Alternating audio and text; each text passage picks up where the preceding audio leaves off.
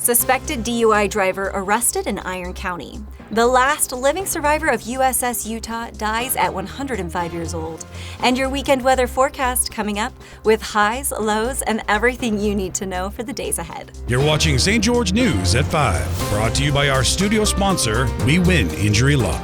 Good afternoon, I'm Monica McLaughlin. A 20-year-old driver in Iron County was arrested early New Year's Day after allegedly driving the wrong way on Interstate 15 while intoxicated. According to Utah Highway Patrol, David Micah Cohen was stopped near Canaraville for traveling northbound in southbound lanes. Officers report Cohen admitted to using alcohol and marijuana and failed sobriety tests with a blood alcohol level nearly 3 times the legal limit. Troopers also found a loaded firearm in his vehicle.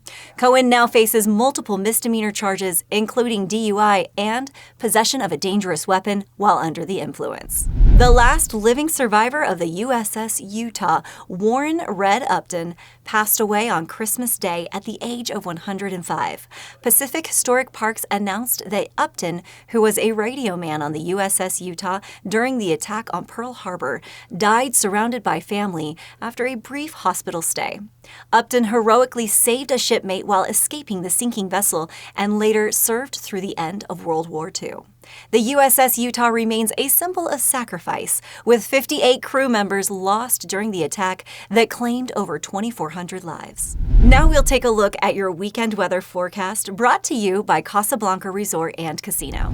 Currently in St. George, it's 58 degrees with a low of 37 expected tonight. Tomorrow, temperatures are forecasted at 59 degrees with a low of 29, while Sunday brings a high of 55 and a low of 31. Over in Mesquite, it's currently 63 degrees, dipping to a chilly 39 tonight. Expect a high of 63 and a low of 34 tomorrow, followed by a high of 62 and a low of 36 on Sunday. For Cedar City, it's 51 degrees right now, with tonight's low at 31. Tomorrow's high will reach 42 with a low of 20, and Sunday promises a high of 45 and a low of 23. Paulas Mexican Food, a beloved family-owned restaurant in St. George, recently celebrated 50 years of serving the community, blending tradition, perseverance, and passion for authentic flavors. For more on how this restaurant became a local institution, here's Jessie Bang. Paulas Mexican Food recently celebrated 50 years in St. George. St. George News had the opportunity to sit down with the original owner and founder, Paula Dominguez, and her grandson, Brogan Dominguez, who's been running the restaurant for the past 10 years. We have people that have been working 45 years for us. We have always treated our health like family. And you know why? Because I used to be on the other side of the fence.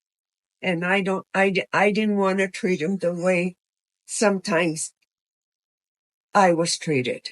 Inspired by her Texas upbringing and her father's cooking, the Tex-Mex restaurant first opened in Washington City in 1974. They operated there for 2 years before relocating to the first St. George location, where they remained for another 4 years before settling into their current spot in 1986. But that's what's important, just keeping the doors open. My family's legacy is important to me. And I don't know. I think you can get another 50 out of it. What do you think? I won't make it. I'll let you know. Thanks, Jessie. An interfaith gathering at the St. George Tabernacle on New Year's Day brought together diverse religious leaders to pray for unity, compassion, and blessings for 2025. We'll go to Maury Kessler for more on this inspiring community event. 19th Annual Prayer Over the City event in St. George brought together diverse faith leaders, including Rabbi Helene Einbender and Islamic Representative Shadman Bashir, to share prayers for blessings in 2025. Held at the historic St. George Tabernacle, the gathering emphasized unity and mutual respect among different faiths. Bashir said he originally planned to pray for rain for the parched region, but instead spoke about the New Year's Day attack in New Orleans that reports indicate was perpetrated by a man inspired by ISIS. Bashir said he would not apologize for his faith due to the actions of others, and offered a prayer for people to see each other with compassion and mercy. The first thing that comes to my mind is, I hope nothing connected to my religion. And it's a huge religion. When someone asks me a question, in Islam, do you guys do this? In Islam, do you guys do that? My question is, which Islam? Islam in Saudi Arabia, Islam in Pakistan, Islam in US. So it's a very, very wide religion. And then many of these people, when they commit acts like that, that's contrary to what the foundation of the faith is. O Allah, teach us to see each other with the eyes of compassion and hearts of mercy. Guide us to build communities where kindness outweighs division, where every action and words add to the value of the spaces we share. Bless this city, O Allah, and its people with wisdom to choose unity over discord, love over indifference, and justice over neglect. Bashir and Rabbi Einbender have worked together for years on the St. George Interfaith Council, and the rabbi said it wasn't something she found hard to do, as they've worked side by side with the rest of the council for the benefit of the community. And we wish that more people could stand together, like Reverend Jimmy Keston said, that we leave our faith, tenets of faith at the door, and we work for the betterment of the people that live and dwell within our communities, to make it better, to help them in any way we can. Einbender's own prayer asked for peace in the community and the world overall, and for light to drive away darkness. May we see the day when the war and bloodshed cease, when a great peace will embrace the whole world. Then nation will not threaten nation, and mankind will not again know war. For all who live on earth shall realize we have not come into being to hate or to destroy. We have come into being to praise, to labor, and to love. Reverend Jimmy Keston, co-founder of the event, highlighted the importance of interfaith collaboration. St. George, Utah has one of the most diverse collections of faith leaders who all work together for the good of the community, right?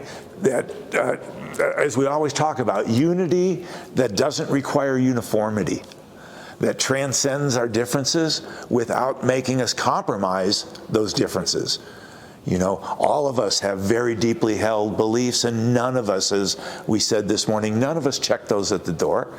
You know, there are significant things that that Shadman and Rabbi Helene and myself, you know, there are some significant doctrinal differences across these faiths, and even within greater Christianity, we see that there are so many minor points of doctrine, and in so many places in this country, and especially around the world, those things separate people. And here we have decided that they don't have to. Prayer over the city began in 2006 with a handful of Christian faith leaders and has since grown to include representatives from Judaism, Buddhism, Islam, and other religions, and fostered a shared vision of peace and harmony for the community. Thank you for watching St. George News at 5. To learn more about our studio sponsor, We Win Injury Law, go to wewininjurylaw.com. I'm Monica McLaughlin with St. George News, your #1 source for local news. This has been St. George News at 5, brought to you by We Win Injury Law.